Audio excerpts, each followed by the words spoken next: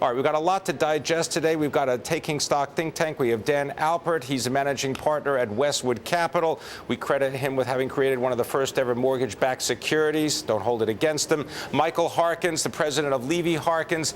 He's managed to be in the business long enough to see us through 3 recessions and more than a few market downturns. And Stephen Wood, he is the chief market strategist for Russell Investments. He helps oversee $163 billion.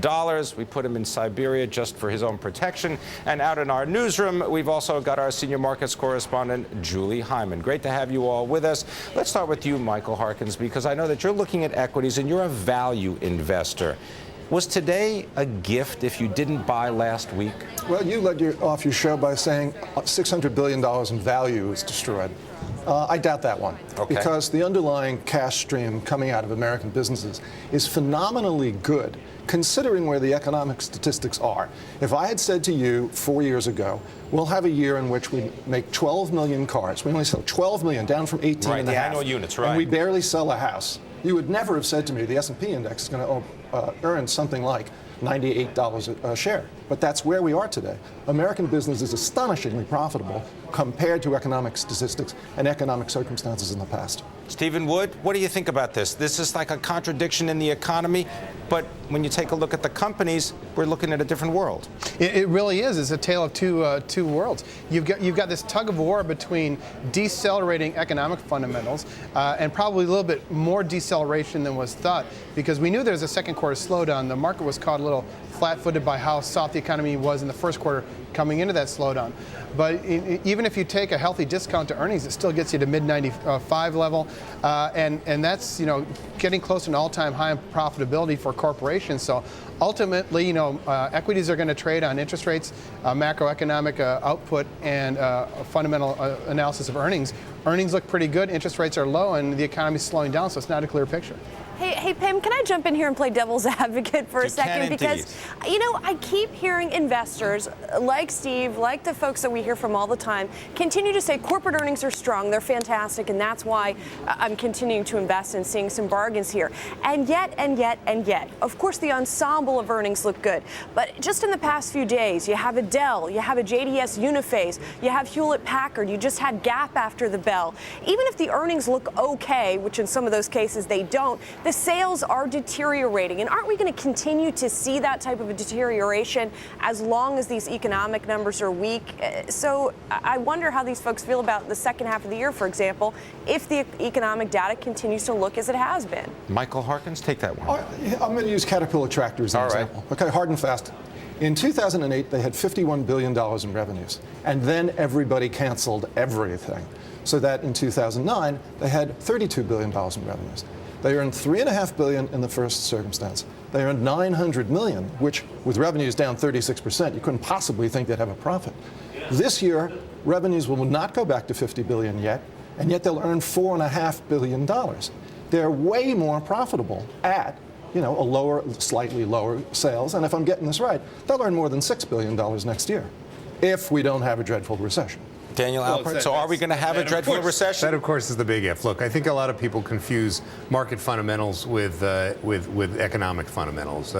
What earnings were in the last quarter and what earnings estimates are going forward and what multiples are really aren't the fundamentals of the economy. The underlying fundamentals of the economy are demand versus supply. And right now we're living through a period where it looks like demand is starting to drop off of a cliff. The Philly numbers were very, very scary.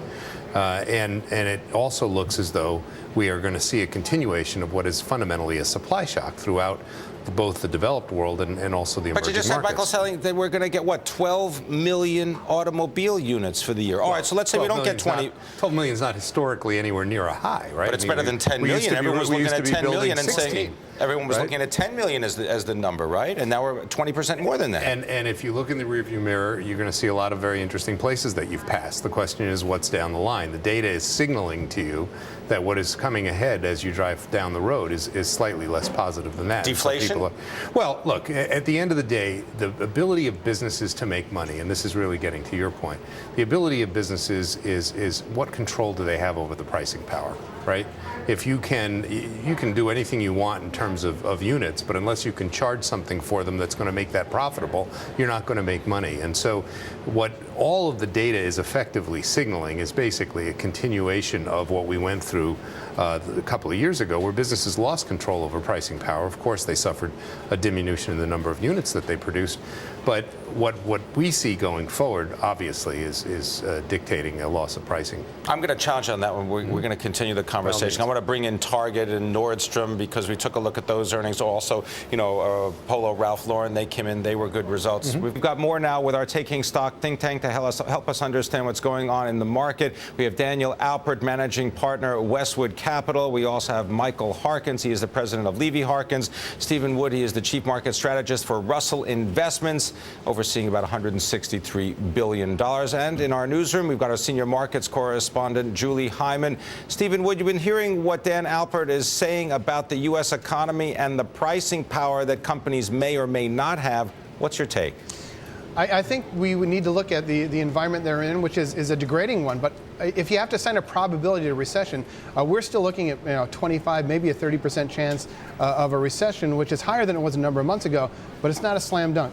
And also, if I want to talk to Mark's comments, if you look at the restructuring that U.S. corporates have done, they are lean and mean, and in a 2.5% to 3% GDP world, they can be as profitable as they would have needed a 4.5% to 6% world, a number of years ago. So that's, you're looking at a lot of clean balance sheets. They paid down or reissued all the debt they cared to, sitting on a ton of cash.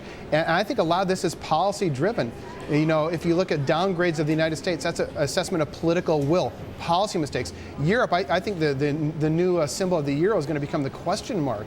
These are just one policy mistake after another, creating economic consequences. So if we can clean up a bit of that, and if we just get modest improvement in commodity prices, modest improvement in the economy, the way the gearing ratios of companies could have a big pop. I've got a rock for you to push up a hill as well, Stephen Wood. Michael Harkins, come in on the topic of what Stephen was describing, the policy situation, people's feeling about policy, because that's really where you kind of end up having an attitude shift. America is in a funk. Gallup was out with a poll a couple of hours ago that says 11% of the American public is satisfied, happy with how the country is doing. That's the second worst reading ever. They've been doing this since the 70s. And after today, those 11 people are going to be hard to find. They'll be under their desks by tonight. So the country's in a terrible funk. The president is unpopular at the moment. Presidential popularity has a lot to do with consumer confidence and how they feel. So, and look, you wouldn't get bond yields to these levels if people weren't scared and in a funk. In Britain today, 10-year gilts set a record low, a record low. Isaac Newton was once Chancellor of the Exchequer. The British pound has been around for a very long time. To say it's selling at a record low, that's really a mouthful. So what do you do then? Well, you gather up some courage and you buy some assets that are yielding real cash-on-cash returns. And I'm a little doubtful about my ability, I'm plenty doubtful about my ability to forecast the economy. But two things really stand out to me. One is that Dr. Copper, the medal with a PhD in economics, as the old line goes, is still at $4 a pound, and that doesn't say recession to me. We're trying to make sense of today's market sell-off with my guests, Daniel Alpert, managing director and partner at Westwood Capital, Michael Harkins, president of Levy Harkins, Stephen Wood, chief market strategist, Russell Investments, and Julie Hyman is in our newsroom. Michael Harkins, you are going to make 2 points. First of all, Dr. Copper, and we mean the industrial metal. Well, the industrial metal usually goes down in anticipation of, and then Paul Samuelson, of course, so famously said that the stock market has correctly forecasted 9 out of the last 5 recessions. So we on Wall Street are an awful lot more hysterical prone than the economy is and than most general consumers are. We can sometimes talk ourselves into really dreadful spots. Are we going to doing that now, Daniel Talking Alpert? ourselves into dreadful spots doesn't happen when the fundamental data is. You think the fundamental data is really lousy? You were talking about how this goes back 12, 20 years. Explain what you mean. My general contention now for the last several years since the recession began was that we are experiencing a supply shock internationally, globally. We have an enormous volume of excess labor. We have an enormous volume of productive capacity. Cheap labor. Productive capacity, and effectively, that is all starting to downvalue our labor. That's the practical implication of it all. The value of our labor relative to our ability to produce what the world demands is not as great as it once was because of all the external pressure. And so you're in a position where you look at these fundamentals and you can interpret them either on a cyclical basis or you can interpret them on a secular or structural basis. And I tend to look towards the latter. This is not a cyclical downturn that we're attempting to recover from. There's an actual global structural issue. There are actual global structural imbalances. And every time we stick our head above out of the hole a little bit and think that some policy apparatus that we put in place, in this case the last couple of quarters prior to this one, QE, quantitative easing, has created a little bit of inflation and a little bit of price pressure and a little bit of price control on the part of businesses that are selling things at the top line. We think that perhaps this is some sort of a cyclical situation, and it's not. There's a lot of wood to chop. We are still massively over-leveraged, and when you combine debt deflation with a excess of supply over demand globally, it is going to require a long haul to get this stuff worked out, and that's what the data is showing right now. Economic whack-a-mole. Julie Hyman, come in on this. Well, when we talk about sort of the dichotomy between the economy and the markets that you all have been talking about, I mean, does it even matter to some extent? I mean, if it is true, as Mike says, that the markets are going to overshoot on the downside, I mean, you have to prepare for that no matter what. And what I wanted to point out is that we're still not in a bear market here in the United States. As bad as it has felt the past couple of weeks, from the highs, the S&P 500 is down about 16% or so, not the 20% threshold that you need to be in a bear market. So I'm curious, are we going to get there? Are we going to go to that 20%? Are we going to hang around there for a while before there's any kind of meaningful rebound? Stephen Wood, you want to take that one? Sure, I'll try. I mean, hello to you guys over there. There are just so many moving pieces in this market, So something that leaps to mind, giving Dan's comment and Mike's comment. Is this more like 2008 currently, or is this more like 1998 in terms of where the market is responding? But I think ultimately you've got something of a rebalancing internationally. We've got the euro mess. That's one pole. You've got the self-imposed slowdown of the emerging markets, notably China. They've got inflation problems. They have asset bubbles forming in shares and real estate, which are trying to slow down. And then you've got the U.S. Issue. But I think ultimately you're just going to have to see where those fundamentals meet. And I think we just go back to where you're seeing the economy's probably going to skirt a recession. If so, you're probably looking at a market that, if you're a long-term investor, you can probably take out a very short shopping list and see what you want to do. But this is about investing. It's not about trading. I think there's enough volatility to hurt a lot of people out there. Globally diversified portfolio. Investors need risk in their portfolio in order to achieve their goals. That said, we're moving into a world that I think our fathers would recognize. You can spend money from the past. You can no longer spend it from the future.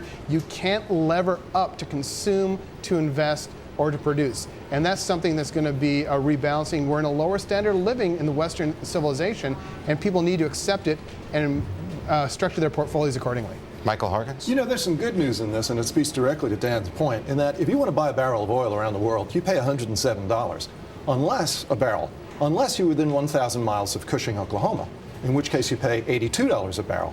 That's a tremendous American advantage that somehow just is going unnoticed. And it's even bigger in natural gas. We pay $4 a thousand cubic feet. The world pays 10. And America is the Saudi Arabia of coal.